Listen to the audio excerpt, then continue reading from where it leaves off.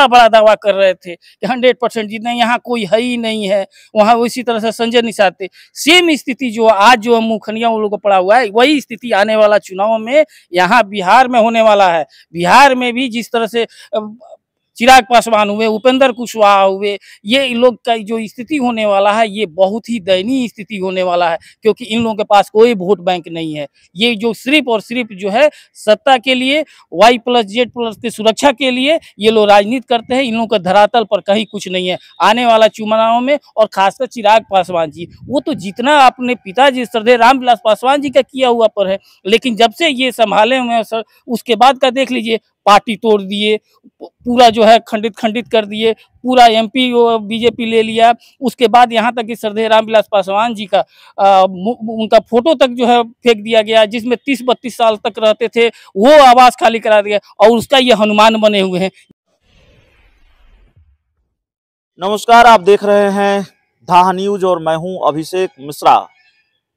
2024 के लोकसभा चुनाव को लेकर भारतीय जनता पार्टी और चिराग पासवान का यह दावा है कि 40 की 40 लोकसभा सीटें एनडीए जीतेगी बिहार में। सवाल यह है कि कैसे जीतेगी, जब सर्वे इससे अलग कहानी कह रहे हैं, इससे अलग आकलन कर रहे हैं, अलग बात कह रहे हैं। और अब उपचुनाव के नतीजे आए हैं। अलग अलग राज्यों में 7 सीटों पर उपचुनाव हुए, जिस पर 4 में इंडिया गठबंधन ने बाजी मार ली है। हमारे साथ जेडीयू के नेता जेडीयू के प्रदेश सचिव राजेश तिवारी साहब हैं। तिवारी साहब, कैसे देख रहे हैं इन चुनाव नतीजों को? देखिए, ये चुनाव नतीजा जो भी आए हैं, वो निश्चित रूप से इंडिया गठबंधन के लिए जो जनता ने आशीर्वाद दिया है, हम उन लोगों का उससे मनोबल बढ़ा है। और जिस तरह से एनडीए गठबंधन, शाह तानाशाह की जो सरकार है, जिस तरह से जनता का उपेक्षा की है, जिस तरह से महंगाई आगे बढ़ा है, बेरोजगारी बढ़ा है, उसको लेकर के पूरे देश की जनता में जो व्याकुलता है, जिस तरह से मणिपुर का घटना हो रहा है, भाजपा शासित प्रदेश जिस तरह से अशांत है, उस स्थिति को देखते हुए, ये गंगा जमनी तहजीब को देखते हुए इंडिया गठबंधन के आशीर्वाद मिला है, और इससे पूरे देश की जनता उत्साहित है।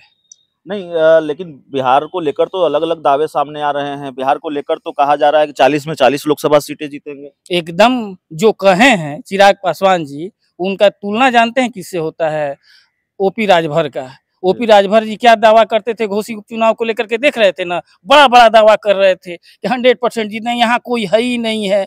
वहाँ उसी तरह से संजय निषाद थे। सेम स्थिति जो आज जो मुखनिया उन लोगों को पड़ा हुआ है, वही स्थिति आने वाला चुनाव में यहाँ बिहार में होने वाला है। बिहार में भी जिस तरह से चिराग पासवान हुए, उपेंद्र कुशवाहा हुए, ये इन लोग का जो स्थिति होने वाला है, ये बहुत ही दयनीय स्थिति होने वाला है, क्योंकि इन लोगों के पास कोई वोट बैंक नहीं है। ये जो सिर्फ और सिर्फ जो है सत्ता के लिए, Y+Z+ की सुरक्षा के लिए ये लोग राजनीति करते हैं। इन लोगों का धरातल पर कहीं कुछ नहीं है। आने वाला चुनाव में, और खासकर चिराग पासवान जी, वो तो जितना अपने पिताजी श्रद्धेय रामविलास पासवान जी का किया हुआ पर है, लेकिन जब से ये संभाले हुए हैं सर, उसके बाद का देख लीजिए, पार्टी तोड़ दिए, पूरा जो है खंडित कर दिए, पूरा MP बीजेपी ले लिया। उसके बाद यहाँ तक कि श्रद्धेय रामविलास पासवान जी का उनका फोटो तक जो है फेंक दिया गया, जिसमें 30-32 साल तक रहते थे, वो आवास खाली करा दिया, और उसका ये हनुमान बने हुए हैं। ये इनका राजनीतिक समझ है। यही कारण है कि वो न जमुई से जीत सकते हैं, न हाजीपुर से जीत सकते हैं,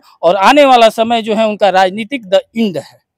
तो देखिए, हमारे साथ राजेश तिवारी साहब थे। यूपी में ओम प्रकाश राजभर बड़े बड़े दावे कर रहे थे, उसको कैसे देख रहे हैं? वो समाजवादी पार्टी से गठबंधन तोड़कर, नाता तोड़कर कुछ दिन अकेला चलो की राह पर चलते रहे, फिर वो भारतीय जनता पार्टी के साथ चले गए, दारा सिंह चौहान चले गए। बिहार में भी कुछ ऐसे लोग हैं जिन्होंने आपका साथ छोड़ा है, उपेंद्र कुशवाहा, RCP सिंह, जीतन राम मांझी। तो वही है, आप देख लीजिए इन लोगों का क्या स्थिति हुआ है उत्तर प्रदेश में, आज वही स्थिति बिहार में होने वाला है। इन लोगों का जो तुलना किया जाता है, ओपी राजभर जिस तरह से बड़ा बड़ा फेंकने वाले अपने आप को, देखिए यहाँ भी है उनका एक नमूना, यहाँ भी है एकदम छोटा रूप। देख लीजिए क्या स्थिति है इनका। ये भी बड़ा बड़ा 40 में 40 जीत रहे हैं। इनकी जिनका अपना ही ठिकाना नहीं है, अपना ही उनका बेस नहीं है। अभी वो कहाँ से लड़ेंगे? वही अपने चाचा भतीजा में फरिया रहे हैं, दिन रात लड़ रहे हैं, तू मैं कर रहा है लोग। ये स्थिति, और ऐसे लोग 40 में 40 दावा कर रहे हैं, जो अपना आज तक जो है, जब से हुआ है 2020 के जो भी उपचुनाव, सिर्फ एक उपचुनाव तारापुर में उनका लोकसभा जमुई क्षेत्र में लड़ा गया और नीचे से फर्स्ट किए हैं, वो आदमी 40 में चले। इतना हास्यास्पद बयान है कि जिसका क्या कहा जा सकता है। चलिए, तो हाँ, इस इंटरव्यू में इतना ही। बहुत बहुत धन्यवाद।